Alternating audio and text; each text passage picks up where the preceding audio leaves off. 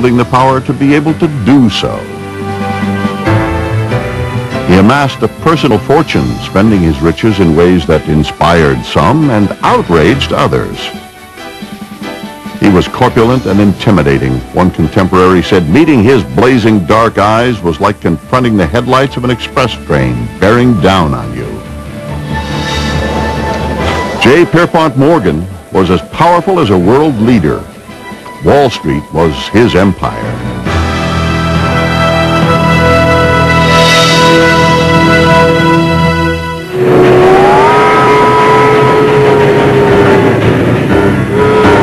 In 1837, the new steam engine was beginning to transform America, creating new and exciting opportunities.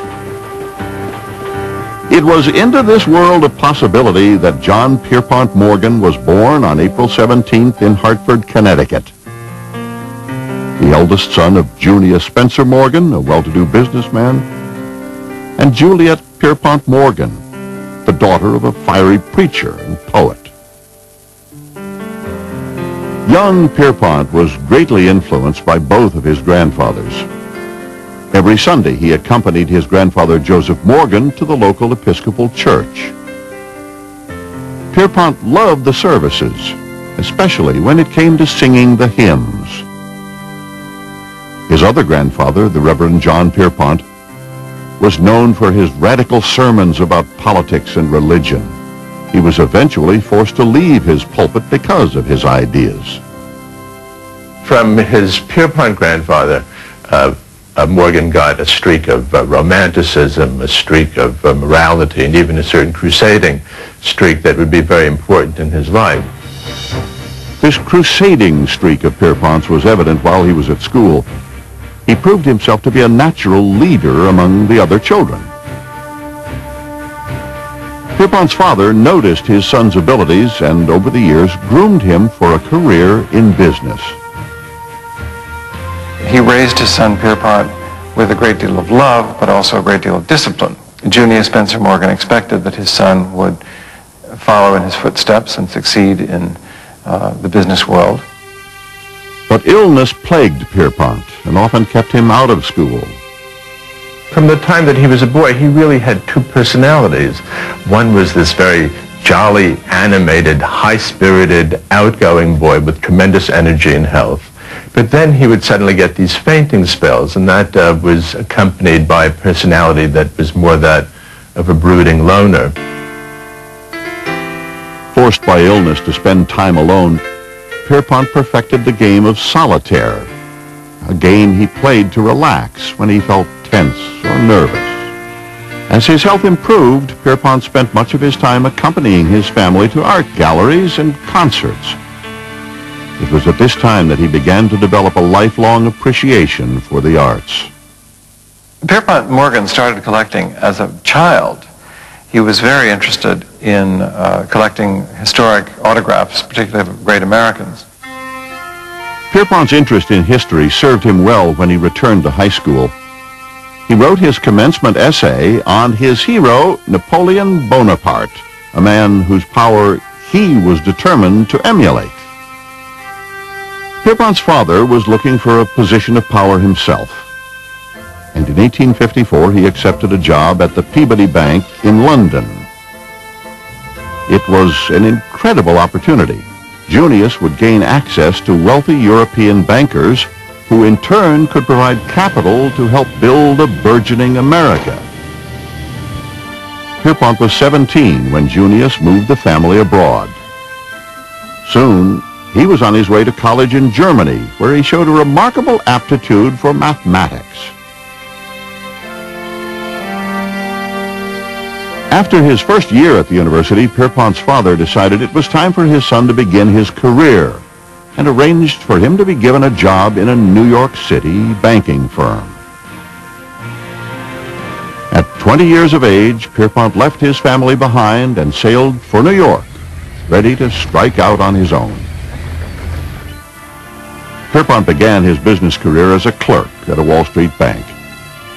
He worked hard, was orderly, and absolutely methodical, and he could add numbers with lightning speed. Despite long hours and dedication to his work, Pierpont also began to build a healthy social life in the city. He worked his way into the finest social circles. He made influential friends and cultivated business contacts that helped him build his career. He was often a guest in the homes of New York's most prominent families, and it was one such visit that changed his life. At a social gathering, Pierpont was introduced to the daughter of a well-to-do family. Her name was Amelia Sturgis, or Mimi. Pierpont was captivated by Mimi, and her family soon embraced this ambitious young man whose own family was across the Atlantic.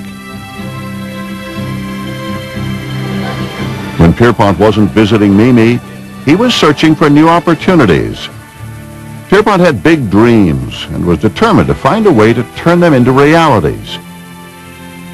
He wrote to his father frequently, sharing his personal observations and thoughts about business and life in New York City. Pierpont's insights and abilities showed a young man with great potential, and the partners at the firm were beginning to take notice. Pierpont was young, but showed remarkable business instincts that were soon to be tested. In 1860, the firm sent Pierpont south for a first-hand account of the cotton and shipping business. In Cuba, young Pierpont sampled his first Havana cigar, the beginning of a lifelong passion. From Cuba, he went to New Orleans, where he stumbled upon a business opportunity that he couldn't resist. But it was not without risk. A local sea captain was stuck with a shipload of coffee and no buyer. Immediate action was required or the coffee would spoil. Using the firm's money, Pierpont purchased the coffee and set about selling it to New Orleans merchants. He pulled it off, managing to turn a tidy little profit in the process. In New York, the partners of the bank weren't impressed. They were angry and felt the venture was risky. But Morgan believed that fortune smiles on those who act fast, and he believed his instincts about people would always make him a winner. He said the real risk was that he had misjudged the character of the captain, and that the captain would have lied to him.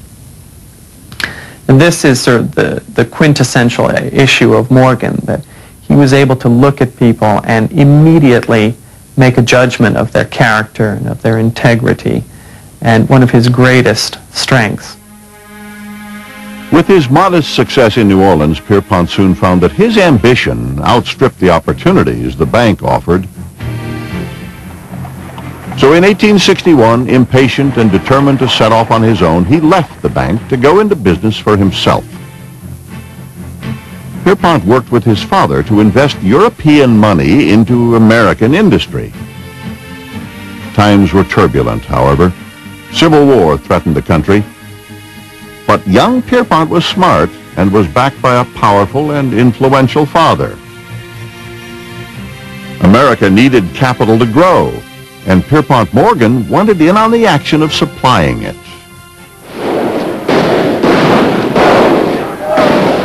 But embers of North-South anger were soon fanned into the flames of Civil War, and young men were going off to fight, shedding their blood for the Union cause.